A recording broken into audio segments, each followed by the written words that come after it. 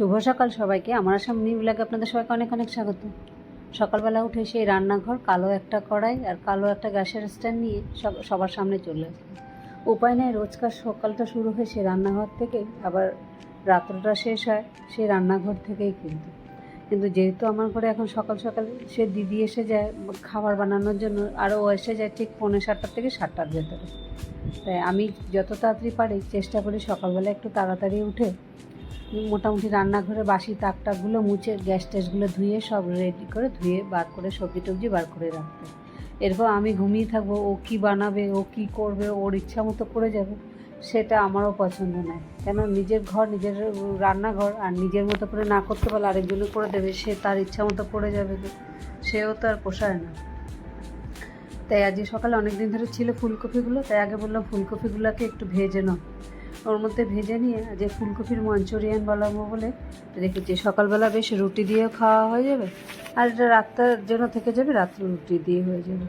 একদিকে ও এসে ভাত বসিয়ে দিল, একদিকে আলু করলা ভাজলো। ওগুলো ছোটোখাটোগুলো নিজে নিজেই করে নেয়, আটা মেখে নিল।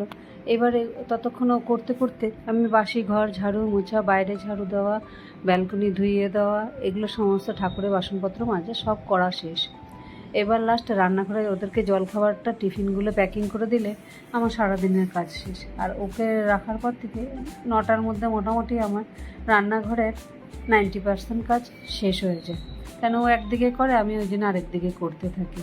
আরেকদিকে ও যেহেতু ফুলকপির তরকারিটা ওইভাবে পারবে না, ও ওর মতো করে করবে, আর ঘরে কেউ টিফিন খেয়েও সেরকমভাবে পছন্দ হবে না, সবথেকে বেশি উমা খ্যাচ করবে।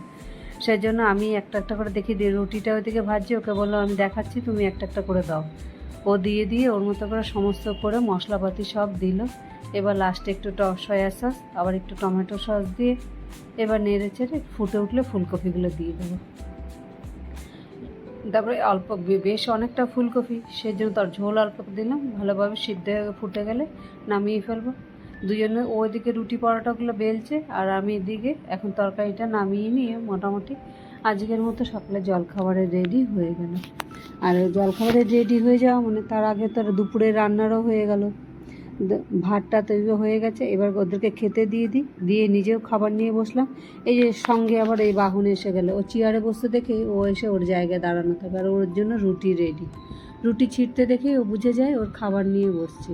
আর এখানে নিয়ে নিলাম ফুলকপির মঞ্চুরিয়ান, রাতের ছিল বাসি রুটি, চা দিয়ে সকালে জলখাবারটা সারলাম। সকালবেলাটা এইভাবে পার করলাম। আবার দেখা হবে পরে আরেকটি ব্লগে।